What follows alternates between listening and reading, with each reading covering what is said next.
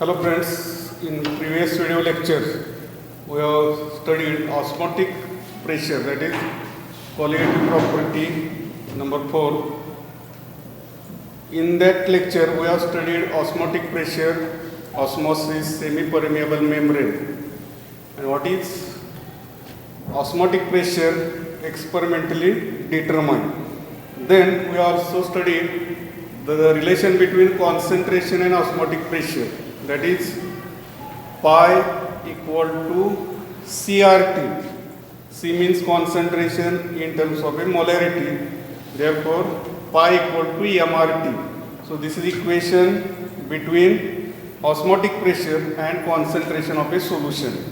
Then we also derived the relation between molar mass of a solute from osmotic pressure. So molar mass can be calculated by using osmotic pressure relation, and the equation is M2. M2 means molar mass of a solute equal to W2RT divided by pi into V. So here W2 means mass of solute, R is the gas constant and T is the temperature, divided by pi here osmotic pressure and V is the volume. So by using these equations we can calculate the molar mass of a given solute from osmotic pressure. Then also we have studied three types of solutions: isotonic, hypertonic and hypotonic. In case of a isotonic solutions, they having same osmotic pressure. For example, 0.1 molar urea and 0.1 molar glucose solution. So these two solutions, if they have a same osmotic pressure, then two solutions are isotonic with each other. Second type of solution, that is hypertonic. In hypertonic solution, the concentration of one solution is higher than other solution. So therefore their osmotic pressures are different. So higher concentrated solution, it is called as a hypertonic solution. Higher concentrated solution or whose osmotic pressure is higher, then it is called as a hypertonic solution. Third type, that is hypotonic solution. In case of hypotonic solution, the two solutions having different concentration. For example, 0.1 molar urea, 0.05 molar glucose. So glucose having less concentration as compared to urea. So less concentration means its osmotic pressure is also less. So this type of solution which having lower concentration than other solution, that solution is called as hypotonic. Here glucose is a hypotonic. So these are already studied in previous lecture. In today's lecture, we are going to study the last point from this topic, that is reverse osmosis. So in reverse osmosis, what happens? We already studied the concept of osmosis. Osmosis means the movement of solvent molecules or net flow of solvent molecules from solvent side to solution side, or from solvent to solution through semi-permeable membrane. That concept is called as osmosis. Osmosis मध्ये काय होतं, solvent पासून solution कडे सॉल्व्हंटचा flow semi permeable membrane मधून होत असतो. म्हणजे या ठिकाणी solvent molecules only pass through semi permeable membrane and they goes to solution side. किंवा लोअर कॉन्सन्ट्रेटेड सोल्युशन आणि हायर कॉन्सन्ट्रेटेड अशी जर दोन सोल्युशन असतील and they are separated by semi permeable membrane, then the solvent molecules from lower concentrated solution they pass through semi-permeable membrane to concentration of a higher concentrated solution. So this is called as osmosis. Then what is osmotic pressure? Osmotic pressure, it is a hydrostatic pressure which applies on a solution and which stops the osmosis. म्हणजे ऑस्मॉसिसची जी process आहे ती stop करण्यासाठी जे pressure वापरलं जातं, that is hydrostatic pressure. That pressure is called as osmotic pressure. म्हणजे osmotic pressure वापरून आपण osmosis stop करतो. ऑस्मॉटिक प्रेशरसाठी सिम्बॉल हा पाय वापरला जातो. पाय इज ऑस्मॉटिक प्रेशर किंवा त्याला हायड्रोस्टॅटिक प्रेशर असं नाव आहे. तर सोल्युशनवरती ते अप्लाय केलं की सॉल्वंटचा जो फ्लो आहे सोल्युशनमध्ये होणार तो स्टॉप केला जातो. That is called as osmotic pressure. आता व्हॉट इज रिव्हर्स ऑस्मॉसिस? आता आपण ऑस्मोटिक प्रेशर वापरून सॉल्वंटचा फ्लो स्टॉप करतो, म्हणजे ऑस्मॉसिस प्रोसेस ही स्टॉप करतो. आता रिव्हर्स ऑस्मॉसिस म्हणजे ऑस्मॉसिसच्या बरोबर अपोजिट ही प्रोसेस आहे. तर रिव्हर्स ऑस्मॉसिस होण्यासाठी आपल्याला pi plus excess of pressure will be applied on solution side. म्हणजे सोल्युशनची जी साईड आहे त्याच्यावरती आपल्याला osmotic pressure as well as excess of pressure will be applied. Then the solvent molecules from solution side they pass through semi-permeable membrane towards pure solvent side. So this is semi-permeable membrane. आता इथं आपण एक example घेतलेलं आहे. तर या एक्झाम्पलमध्ये बघा एक कंटेनर आहे. Container is divided in 2 parts. One part containing fresh water. Only water molecules are there, means it is a solvent side. So this portion is a solvent portion, or it contains only solvent molecules of a water. Second part of this container, it is a salt water. Salt water means sea water. दुसऱ्या कंपार्टमेंटमध्ये काय घेतलेलं आहे, salt water घेतलं, त्याच्यामध्ये salt असणार. आता हे झालं आपलं solution. Salt water is a solution. In reverse osmosis pi pressure is applied. पहिल्यांदा ऑस्मॉसिसमध्ये काय होईल, this solvent molecules pass through semi permeable membrane towards salt water solution. सॉल्वंटकडून सोल्युशनकडे सॉल्वंट मोलिक्युलचा फ्लो चालू होईल.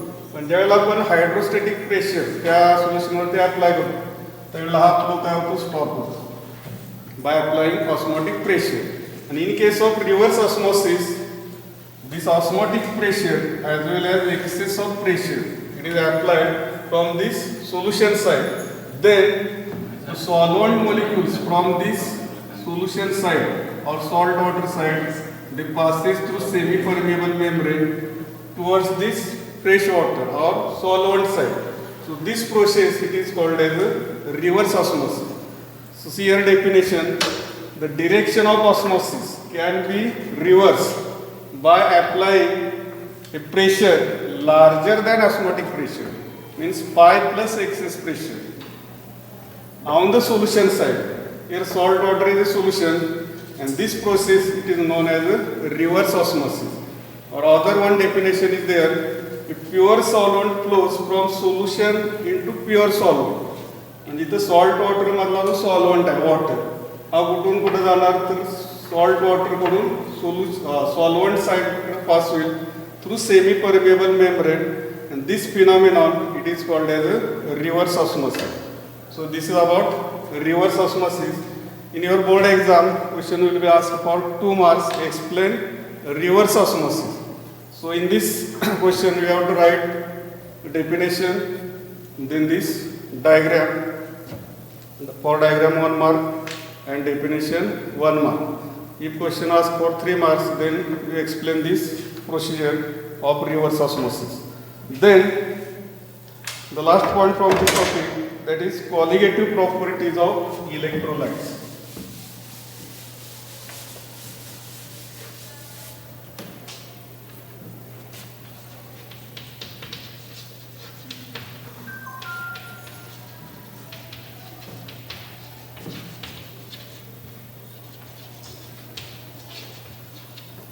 Colligative properties of electrolytes. So we already studied the colligative properties of a non-electrolyte solution. Non-electrolytes, these are non-volatile or non-ionizable. So in this last point we have to study the colligative properties of a electrolytes. So first you know what is electrolyte. So electrolyte means it undergoes ionization. For example, if you take NaCl, sodium chloride, when it dissolved in a solvent water, it produces ion, that is N plus and Cl minus. So such type of salts are called as the electrolyte. In non-electrolyte, we have considered the examples of urea, glucose or sucrose. So these compounds does not ionize. So therefore these are not electrolyte and these are non-volatile. So in this point we have to study the colligative properties of a electrolyte. In case of electrolytes and non-electrolytes, if you compare the properties, for example, if we take NaCl and urea, NaCl is the electrolyte, urea is a non-electrolyte. Then NaCl produces two ions, Na plus and Cl minus, means here two particles are formed. So NaCl dissolved in a solvent, it gives two particles. But in case of urea does not dissociate. So it gives only one type of a particles. So after dissociation, NaCl gives two particles, but urea does not ionize. So therefore only one particle in urea present. Colligative properties, they depends upon number of particles, solute particles. So when solute particles are larger, then colligative property is also larger, because value of colligative property is more. If particles are less, then colligative property is also less. So therefore in case of electrolytes, they having higher colligative properties as compared to non-electrolyte solutions. So in colligative properties of electrolytes, the first point is solution of electrolytes also exhibit colligative properties which do not obey the relations of non-electrolytes. म्हणजे electrolytes आणि non electrolytes मध्ये आपण जर comparison केलं तर electrolytes they also exhibit colligative properties. Second point is the colligative properties of solutions of electrolytes are greater than those to be expected from non-electrolytes of a same concentration. आता इथं आपण example घेतलेलं electrolyte आणि non electrolyte. For example this is 0.1 molar NaCl and 0.1 molar urea. तर या दोन सोल्यूटमध्ये NaCl चे दोन आयन्स तयार होते, म्हणजे दोन पार्टिकल्स, आणि युरियाचे एकच पार्टिकल. त्यामुळे ते NaCl चे जे कॉलिगेटिव्ह प्रॉपर्टीज आहेत ते युरियापेक्षा काय असणार आहेत, हायर असतील. Third point is the molar masses of electrolytes in aqueous solutions determined by qualitative properties are found to be considerably lower than the formula masses. आता आपण मोलर मास आणि क्वालिटेटिव्ह प्रॉपर्टी मधली रिलेशन अगोदरच्या लेक्चरमध्ये derive केलेली आहे. तर इलेक्ट्रोलाइटच्या बाबतीत काय होतं, इलेक्ट्रोलाइटची क्वालिटेटिव्ह प्रॉपर्टीज वरून काढलेला मोलर मास आणि फॉर्म्युल्यावरून काढलेलं मोलर मास याच्यामध्ये थोडासा डिफरन्स येतो. म्हणजे प्रॉपर्टीवरून काढलेले जे मोलर मास आहे ते कमी आहेत as compare to their formula mass. So this is about qualitative properties of electrolytes and the difference between electrolytes and non-electrolytes. Then the question, the MCQ will be asked on colligative properties. We have to study one MCQ on this colligative property of a solution. So write MCQ here. The MCQ is, which of the following solution have maximum boiling point? Which of the following solution have maximum boiling point?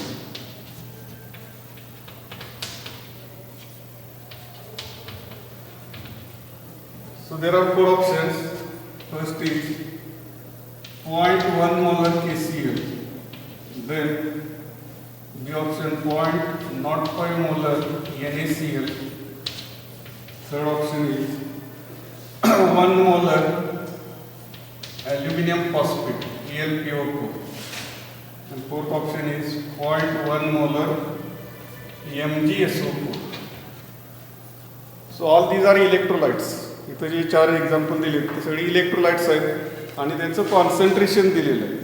तर question काय आहे बघा, which of the following solutions have maximum boiling point. म्हणजे यापैकी कुठल्या सोल्युशनचा boiling point हा maximum असणार. तर कॉलिगेटिव्ह प्रॉपर्टी आपल्याला माहिती आहे definition, colligative property depends upon number of particles, not nature of the particles. आता तुम्हाला या चारही सॉल्टमधले पार्टिकलची संख्या काढावी लागेल आणि त्याचं कॉन्सन्ट्रेशन याच्यावरून कुठल्या कंपाऊंडचा बॉइलिंग पॉईंट हा मॅक्झिमम असणार आहे ते आपण सांगू शकतो. आता हे सॉल्व कसं करायचं बघा. 0.1 मोलर KCl जर असेल 0.1 मोलर तर KCl dissociate into K plus and Cl minus. तिथं 0.1 मोलर KCl मधले K प्लस असणार आहे आणि Cl सुद्धा 0.1 म्हणजे याचे मोल्स किती आले 0.2 मोल्स आहेत. KCl चे दोन पार्टिकल्स असणार आहेत K plus Cl minus. NaCl सुद्धा काय होणार आहे Na plus plus Cl minus. But the concentration of NaCl is different. That is 0.05. Second ion also not 5. दोन्हीची बेरीज किती येणार 0.1. One mole 0.1 mole is present in this NaCl.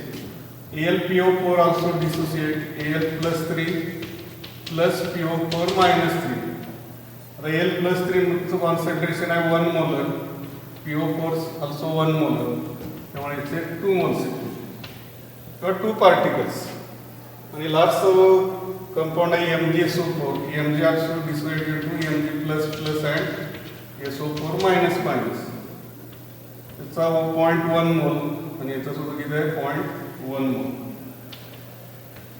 Hey total moles किती आहे 0.1 plus 0.1 0.2 moles. म्हणजे एवढी particles त्या सोल्युशनमध्ये असतील प्रत्येक इलेक्ट्रोलाइट्स. आता याच्यामध्ये मॅक्झिमम नंबर ऑफ पार्टिकल्स कुठल्या कंपाऊंडचे आहेत बघा. This is 0.2 for KCl, 0.1 for NaCl, 2 for AlPO4 and 0.2 for last MgSO4. So this value is higher. So therefore your answer is 1 molar AlPO4 having maximum boiling point. Maximum boiling point elevation. Boiling point elevation. Question बघा. Which of the following solution have maximum boiling point elevation असा question आहे. तर तुम्हाला इथे 4 जे electrolytes दिलेले आहेत त्याची particles काढायची. म्हणजे आयोनायझेशन झाल्यानंतर किती पार्टिकल्स तयार होतील त्याच्या कॉन्सन्ट्रेशनवरून आणि त्यामध्ये ज्याचे जास्त मोल्स येतील. That is here AlPO4 it produces 2 particles. Therefore AlPO4 solutions having maximum boiling point elevation. आता याच्यावरती तुम्हाला डिप्रेशन इन फ्रीजिंग पॉईंट वरचा सुद्धा क्वेश्चन विचारला जाईल.